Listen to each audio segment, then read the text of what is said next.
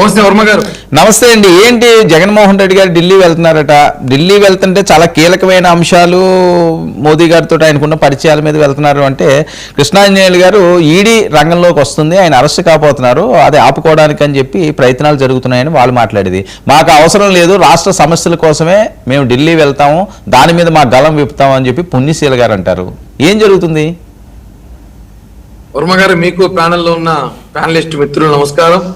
అలాగే 99 ప్రేక్షకులకి. ఢిల్లీ వెళ్తున్నా అంటే నేను కూడా ఏమనుకున్నాను సార్, కాక్రోచ్ పార్టీ ధర్నాయకులు వెళ్తున్నాడే అనుకున్నా. వాళ్ళ జగన్ కూడా కాక్రోచ్ అన్నాడు కదా ఈ మధ్య. ఎప్పుడో నేను కూడా కాక్రోచ్ పార్టీ లాంటి ఏపీలో కాక్రోచ్ సంస్థ అది కూడా.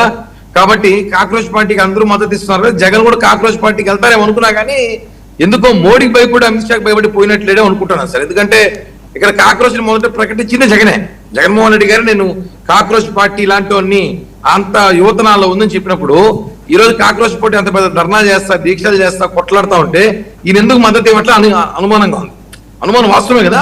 ఇప్పుడు ఈయన మోడీకి వ్యతిరేకమా, మోడీకి అనుకూలం అర్థం కావట్లా. ఎన్డీఏలో భాగంగా ఏమో పవన్ కళ్యాణ్ గారిని తెస్తారు, చంద్రబాబుని తెస్తారు, లోకేష్ గారిని తెస్తారు. అంటే మీరు నీటిలో జరిగిన లీకుల్ని మీరు సమర్థిస్తున్నారు అనమాట. ఇక్కడ తేలిపోయిందిగా 24 గంటలు వైఎస్ఆర్ కాంగ్రెస్ పార్టీ ఎందుకు మనది మనం చూసుకోవాలి కదండి రాయల్ గారు. నేను చెప్పేది నేను ఒక విషయం, నేను జగన్మోహన్ రెడ్డి గురించి చెప్తున్నా. జగన్మోహన్ రెడ్డి మోడీ గారికి అనుకూలమా వ్యతిరేకమా చెప్పండి మీరు.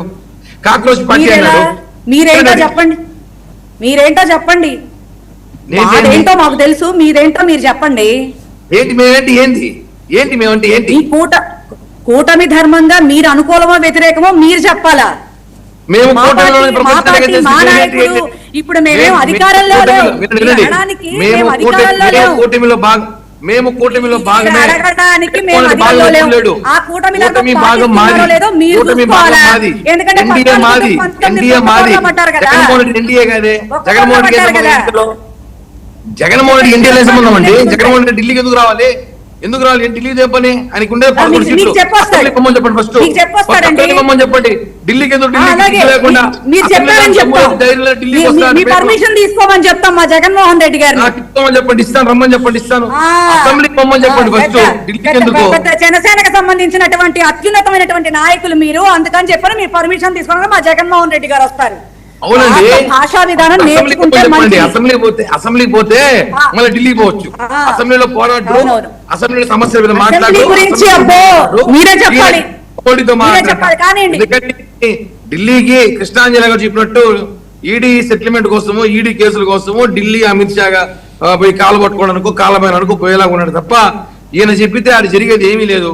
ఆయనకే ఎమ్మెల్యేలు లేరు, ఆయన పరిస్థితి మనకు తెలుసు, మళ్ళీ వస్తారన్న కూడా వాళ్ళకే తెలుసు. కాబట్టి ఆయన ఢిల్లీ పర్యటన అనేది కేవలం ఒక ఝలక్ అంతే. నేను పోవాలని ఢిల్లీ ప్రయత్నిస్తున్నా, మోడీ గారు అపాయింట్మెంట్ ఇవ్వలేదు. ఎందుకు భుజాలు తడవేసుకోవటం? మేము చెలక్కిస్తున్నాం కదా, మీరెందుకు భుజాలు తడవేసుకుంటున్నారు? మీరెందుకు భుజాలు తడుకున్నారు? ఏం భాష అండి? ఏం భుజాలండి?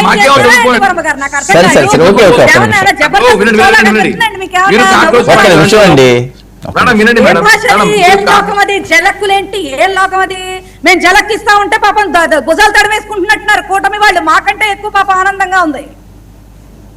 మేడం ఒక నిమిషం, ఇప్పుడు కాక్రోచ్ పార్టీ లాంటి మీరు అన్నారు, ఢిల్లీలో అంత పెద్ద ఉద్యమం జరుగుతుంది కదా, ఎందుకు పోవట్లే మీ జగన్? మీరెందుకు పాపం మరి ఏం మాట్లాడట్లా? మీరు పాపం కూటమిలోనే ఉన్నారు కదా, ట్విట్టర్ లో స్టేట్మెంట్ మేమంతా అధికారం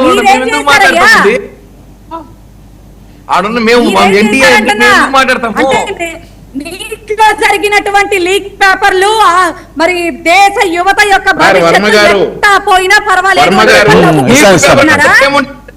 స్టేట్మెంట్ ఇమ్మని చెప్పండి.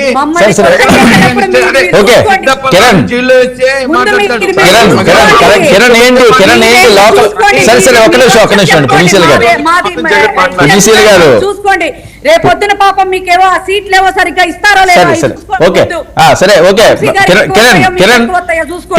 పుణ్యశీల గారు అన్నం ఏంటంటే ఆ సీట్లన్నీ మీకు సరిగ్గా వస్తాయా లేదా? చాలా ఎక్కువగా జరుగుతున్న ప్రచారం కూడా ఇది. ఏంటి రేపు లోకల్ వారికి సంబంధించి జనసేన కార్యాచరణ? వర్మ గారు, మా కమిట్మెంట్ మాకుంది. మా కార్యకర్తలకు మేము ఏ హామీలు ఇచ్చాం హామీలు నెరవేరుస్తాం. మా పార్టీ గురించి మేము చూసుకునే మాకు బలమైన క్యాడర్ ఉంది, బలమైనగా ఉన్నాము. మొన్న ఎన్నికల్లో ఎలక్షన్ లో బూతులు గారు చూపించాం మా సత్తా ఏందో. మా దెబ్బకి పారిపోయి 11 సీట్లు ఇచ్చుకుని ఎవరందరూ తెలుసు. గిల్ల కొట్టుకున్నారు రోడ్ల పైన మా బలం మన సత్తా 6%. కాబట్టి మా ఒక్క నిమిషం. మా సీట్లు మా కార్యకర్తల కన్నా ముందు వీళ్ళు లిస్టు చూసుకోమని చెప్పండి. జైలు లిస్ట్ రెడీ అయిందంట, దాన్ని పారిపోకుండా కాపాడుకోమని చెప్పండి వైసీపీ వాళ్ళని. మళ్ళీ మా కథ చూస్తారు వాళ్ళు. కాబట్టి నేను అడిగే 2 పాయింట్లు వర్మ గారు, ఇప్పుడు మీరు కూడా ఇదాలి. ఇప్పుడు మీరు యాంకర్ గా మీరు ఒక జర్నలిస్ట్ గా ఒక మాట అడుగుతారు. నాకు డౌట్ ఉంది.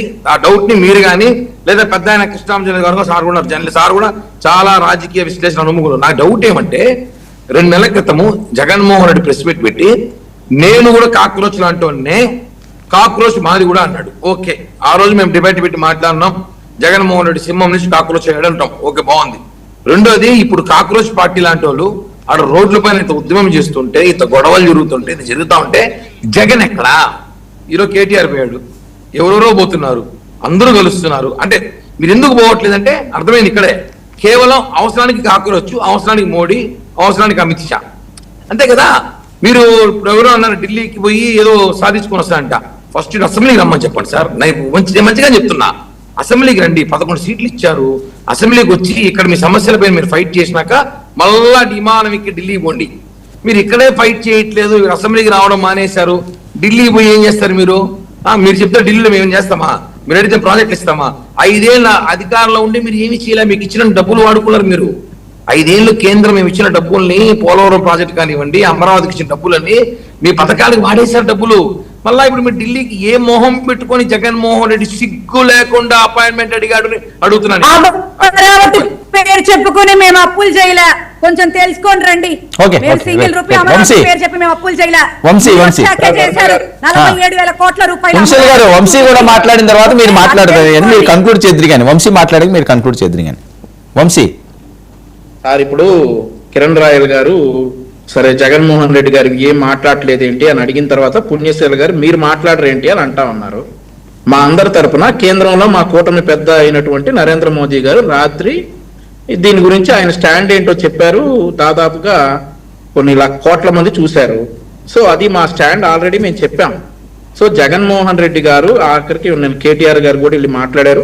చివరికి జడా శ్రావణ్ కుమార్ గారు కూడా వెళ్ళి ఆ కాక్రోచ్ పార్టీకి మద్దతుగా అక్కడ మాట్లాడారు. సార్, మా స్టాండ్ ఏంటంటే మేము ఎన్డీఏలో ఉన్నాం, మా స్టాండ్ ఏంటి అని పుణ్యశీల్ గారు అడుగుతున్నారు కాబట్టి నరేంద్ర మోదీ గారు నిన్న మా స్టాండ్ ఏంటో చెప్పారు క్లియర్ గా నిన్న రాత్రి. నాకు ఒక అనుమానం, ఇప్పుడు జడా శ్రావణ్ కుమార్ పోయినాడు కదా, రాబోయే డిప్యూటీ సీఎం కదా నెక్స్ట్ పార్టీలో అయినా వాళ్ళ పార్టీలోకి, అదనే చెప్పండి. మా తరపున జడా శ్రావణ్ కుమార్ పోయినాడు, జగన్మోహన్ రెడ్డి అదనే చెప్పమని చెప్తే మేము సంతోషపడతాం.